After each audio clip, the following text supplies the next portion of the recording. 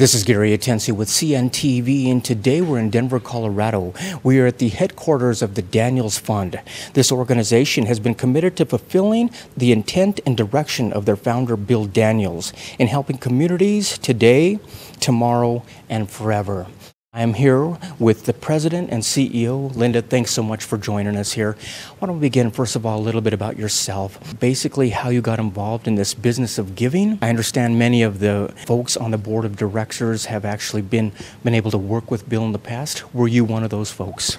Yes, Gary, I was. It's nice to be with you all. I met Bill Daniels in 1987 when he was starting the Young Americans Bank, which is across the street from the Daniels Fund. I'm a banker by profession and training, and Bill was wanting to start a bank to help young people understand financial literacy and how to prosper in the free enterprise system. So I worked directly with him for 15 years, and then he asked me to serve as a trustee for his estate as well as a original trustee for the foundation. So I got involved that way originally, and then in 2005 the board asked me to come over as the CEO. Obviously, the bank was one of his proudest achievements that he really enjoyed, helping the youth. Obviously, we're talking about, this is one of Colorado's own heroes of compassion and integrity, a story that began right here in Greeley, Colorado, but the story did not end there. Oh, it certainly didn't. Bill Daniels was one of the most amazing and generous people I've ever met. He was born in Greeley, and the family moved to Iowa during the Depression, came back to Hobbs, New Mexico. Bill went off to serve in the military and then came back, started an insurance business in Casper, Wyoming. So that's why we serve in those three states. And then later in his career, he bought the ABA basketball team, the LA Stars, renamed it Utah Stars, moved it to Salt Lake City. So that's his connection to the four states that we work in. I was just going to tell you, basically, he was very intent on the geographic where he gave to, as well as the areas. Also, these states each served a purpose for him and basically shaped him throughout his life, and so he felt it was important to give back there. Yes, Bill Daniels very much was a product of the four states that we serve, and he was very specific, probably more so than anyone I've met in the foundation business, as far as setting up what he wanted his foundation to do, and by the way, what he didn't want it to do. And after he specifically articulated those, he said, furthermore, you may never change those. So it's pretty much set what he wanted.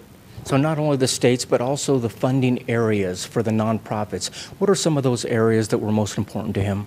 The funding areas were absolutely set by Bill. The first division is between grants and scholarships. So 30% of our payout goes to scholarships and 70% to grants. Within the grants area, there are 9 funding areas, and then his Young Americans Bank actually is a 10th. But the 9 funding areas are aging, motivated by his mother. He wanted to help seniors age in place with independence and dignity.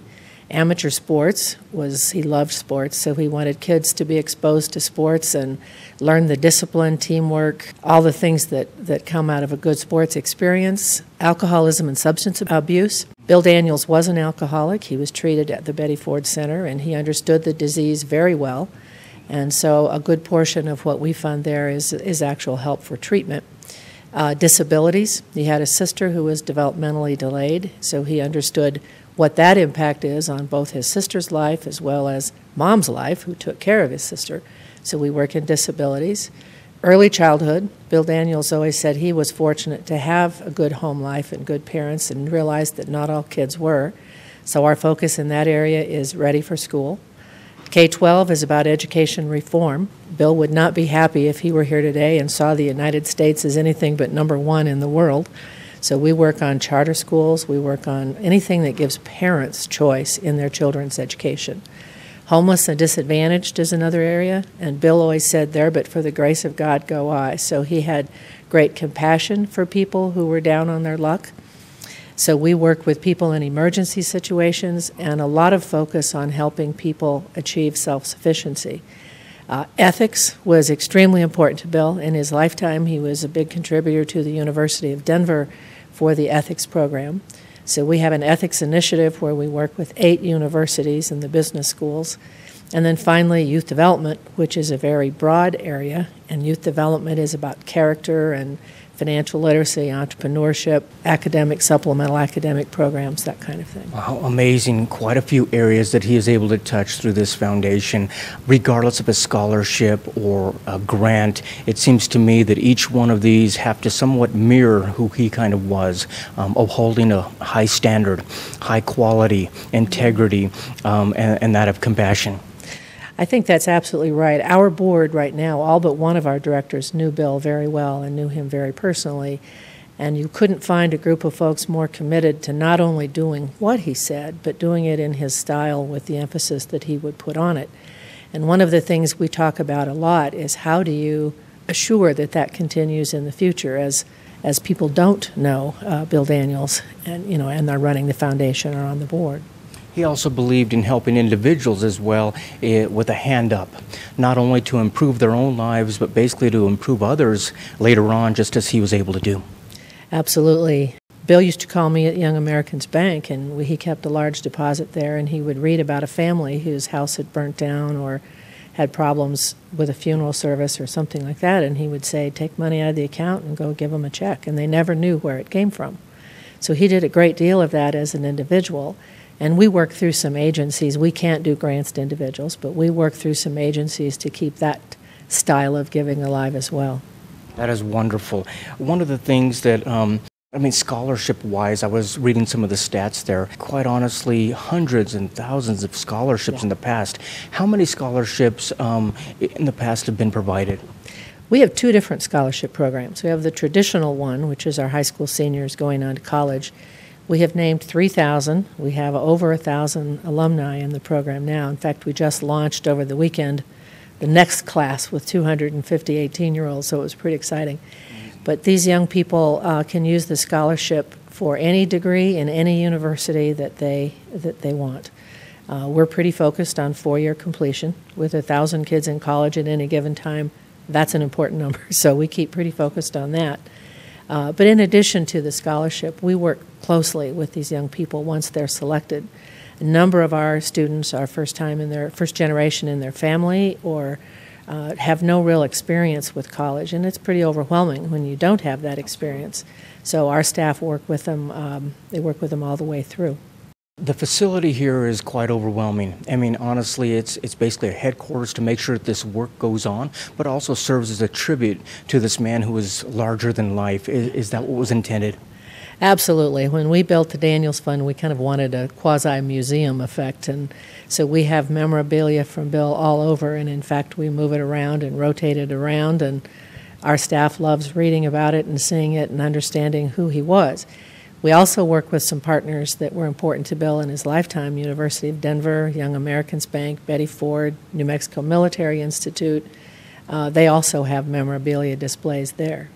Also to a wonderful full life-size statue out front given by a friend. I think that is wonderful. It sets the mood and the tone when you walk in the building, which is great. Another way you're able to give back, not only monetarily, but that in a workspace, these meeting spaces for nonprofits. A good portion of our first floor is available to nonprofits in the community to use as meeting space. We have around 30,000 guests a year in the building, and it's nice for nonprofits to have a place where they can come and have a meeting, and we're fortunate to have a parking lot that accommodates that as well. Wonderful. So whether it be a high school senior ready to embark on a four-year degree, or someone non-traditional going on through college, or these nonprofits that benefit, truly this legacy is something that is alive and well in Denver. We hope to keep it alive and well forever. So. Viewers, take a look at the bottom of the screen right there. What you're going to see is their website.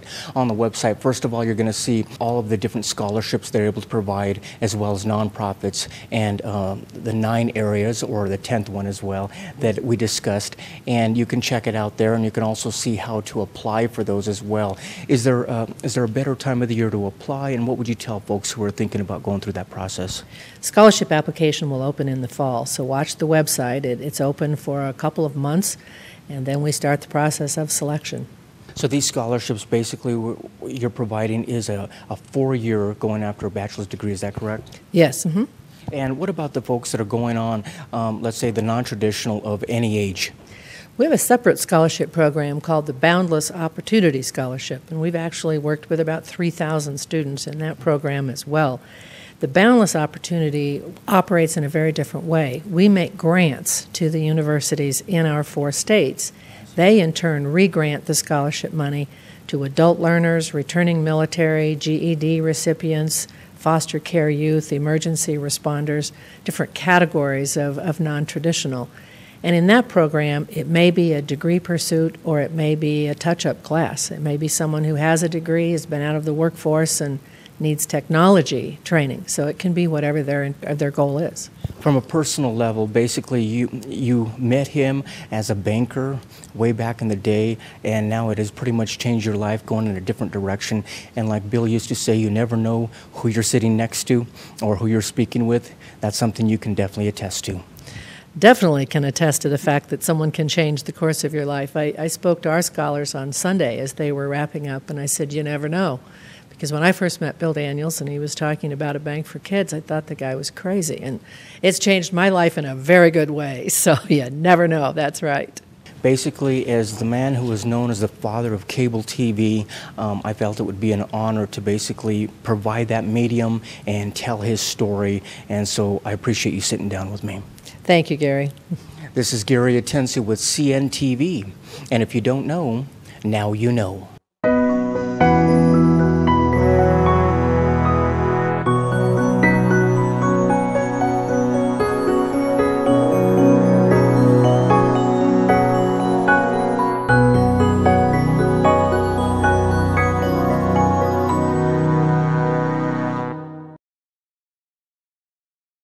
Medical Massage International provides the public with independent, competent healthcare practitioners through the art of massage.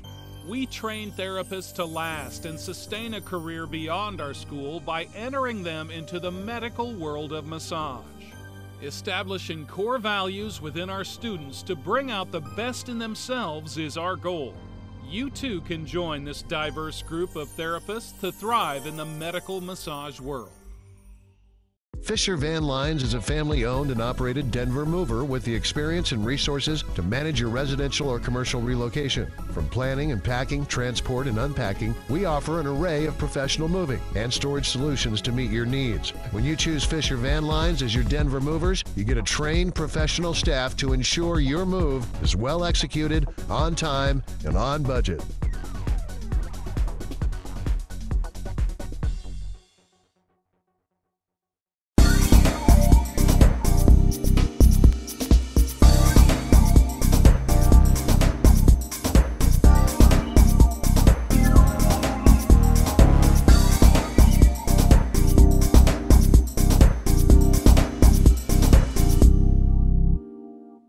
This is Gary Atensi with CNTV, and today we're in Littleton, Colorado. I'm here with a franchise consultant. Since 2000, Franchise has been helping people realize their dreams by providing franchise information.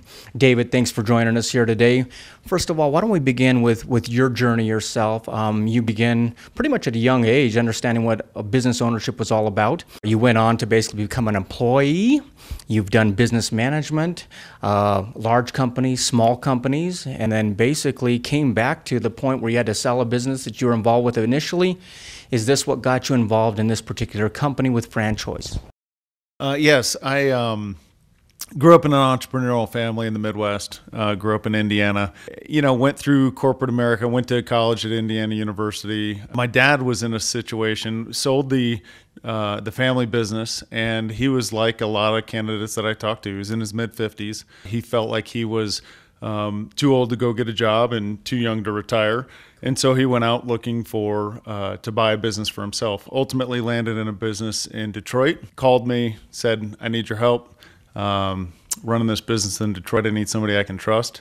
And so that's what I did. I left, and I call that my real life MBA. He bought it in '99. Detroit was doing really well. The automotive sector was doing great. 2000 with Y2K, and then the towers coming down in 2011 changed the auto business quite quickly.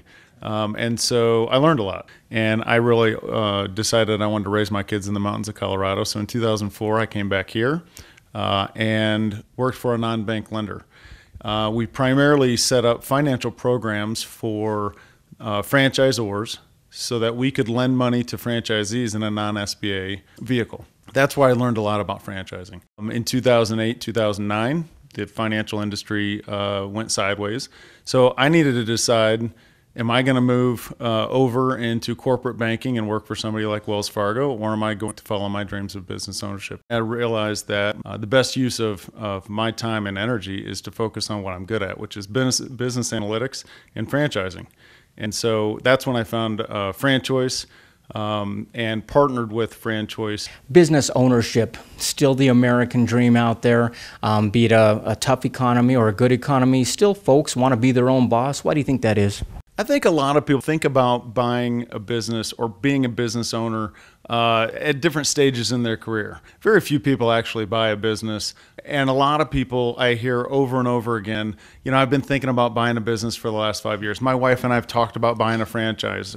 4 years ago, we looked at buying into X, Y, and Z company. And when they understand the process that I take them through to really understand the characteristics of the business that you're looking for, and how to properly do your due diligence. So I learned a lot looking at all these different businesses prior to doing this, and I share that knowledge with people because, frankly, in corporate America or in most people's careers, knowing the questions to ask when you're buying a business, understanding the franchise industry specifically, is not something that people are very used to doing. And so what I do is offer them a path and a process to follow so that they can find the right business for them. How important is a successful model within that business imperative to the success? I come from the finance business, so my analytics or business evaluation always starts with financials.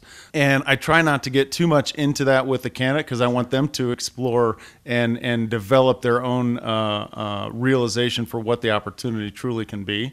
And so I kind of walk them down that process. But when I'm working with an individual, I try to match up their skill sets and abilities and their long-term, short-term goals, the business characteristics that they're looking for, whether that is location, fixed retail versus home-based, for example. Lots of employees, few employees. Once we understand the total picture for the characteristics that they're looking for, then I help narrow down to a handful of, say, 3 different companies to get a nice compare and contrast between industry segments, size of franchisor, and really the types of businesses that they want to look at. Interesting. Now, if somebody goes out there and purchases another business, not a franchise, they're not only buying their success model, but they could be buying a model that wasn't successful as well. How does the franchise experience change all that and really pretty much increase their odds of success?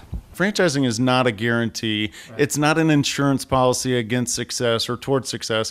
What it is, though, in my mind, is a predictable path towards profitability.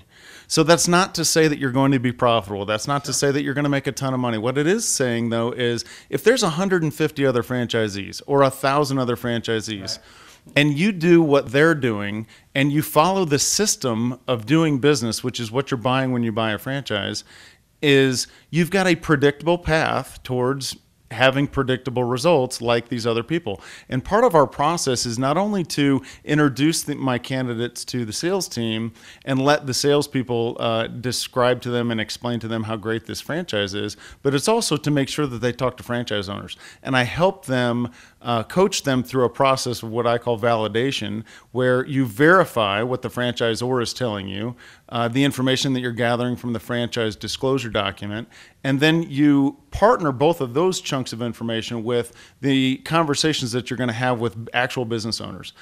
Ask them questions about what is a typical top-line revenue, how hard is it to hire this certain type of employee, what is your turnover like, et cetera, et cetera. So I walk them through a bunch of questions that they probably wouldn't think of on their own and really help them get a clear picture before they spend any time, money, or energy on a business. So no matter what, we're talking about some due diligence needed, research needed, but you're pointing them in the right direction so they have the right questions to ask or even what to ask out there as well. The process begins, like you say, they register online. I found out I've qualified. What happens now? This is where you sit down with me and decide what I'm looking for, and is this based off of what I enjoy doing, what hours I enjoy, what capital I have to the table, what I'm bringing. Also, I imagine the way I can evaluate risk. I mean, my personality, is that really everything that's needed there? Absolutely. What's interesting about the next step in the process would be sitting down and having a consultation. I spend about an hour and a half to 2 hours with each candidate to really understand what are their skill sets, what is their ability, what does their past career path look like. How do we marry that and match that to the characteristics of excellent pre-screened franchise companies that we work with? What I focus on is what are the characteristics that you're looking for, and more importantly, what's the why? Why is it that we're getting into business in the first place? Because I can help you with the how-to, but I can't understand the why to. Why is it that we're doing this? Because let's be honest, running a business is tough. Owning your own business is not very easy. Everybody has this great idea of, I want to own my own business. And part of what I try to do is throttle back the falling in love with the idea of being in business and really get them to have a very plain understanding of what are their expectations when they actually go forward and do this. Speaking of this consultation, we're talking about a free consultation with no fees. Explain how you do that and how does it work? My service is free. My advice is free. My consultation time is free. And the reason that it's free is the franchisor compensates me for my consulting time. The franchisor values the work that we do as consultants because clearly we narrow down the field down to a handful. But more importantly, we share with the franchisor why they're looking at this particular franchise versus that particular franchise. And so our education process streamlines their sales process dramatically, and therefore they can afford to pay us what they pay us for our fees. Folks, take a look at the bottom of the screen right there. What you're going to see is their website. On the website, you're going to get a clear biography there of David. He's got some extensive background that he brings to the table, many, many years of experience across the board. He can definitely sit down with you and explain to you what business ownership is all about as much as he possibly can.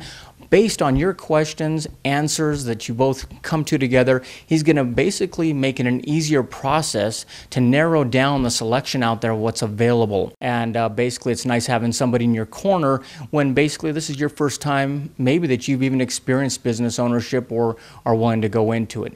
Check out, you can register right there online as well. Let me ask you, we talk about a good fit for the franchisee. This has to be a good fit for the franchisor as well. Like you said, that's what makes it important for them. You're saving them time as well in that way. Absolutely. One of the things that I tell candidates on the introduction call, so we have the consultation, we develop the model, and then I'll schedule a call to do the introduction. And one thing that I always emphasize is when you're dealing with good franchise companies, it's a process of mutual elimination. You're trying to determine which franchise is best for you and which one's going to make more money, and franchise A, B, or C. The franchisor is also trying to determine, are you going to be a good business partner? Because really the franchisee-franchisor business relationship is that of a partnership. And so franchisors are very selective. The good franchise companies are very selective. Many times we get this initial packet from the business, maybe a video or their initial packet. Pretty easy for us to understand. What about they decide to move on with us? We now get the FDD. Is that something you can sit down and basically explain and help a little bit with them how to read that? Franchise disclosure documents is how the Federal Trade Commission regulates the franchise industry. Okay. These documents are about 150 to 250 pages depending on the franchise. They are very lengthy, lots of legalese.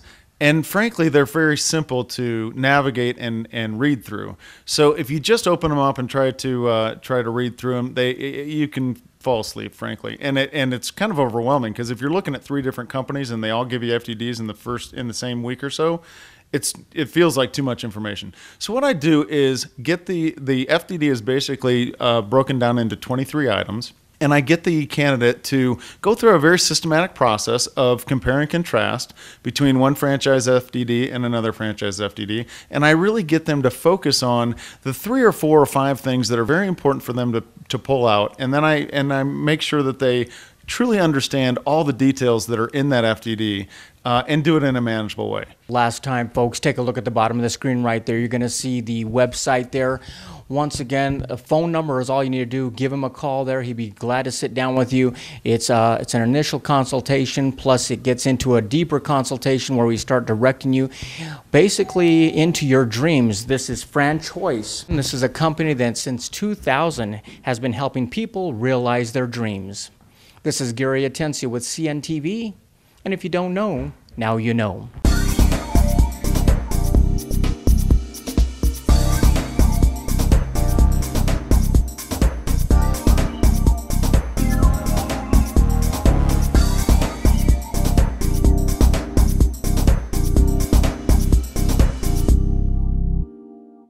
Until next time, if you know of a business who you feel the whole city should know about, nominate them, we'll send a reporter out.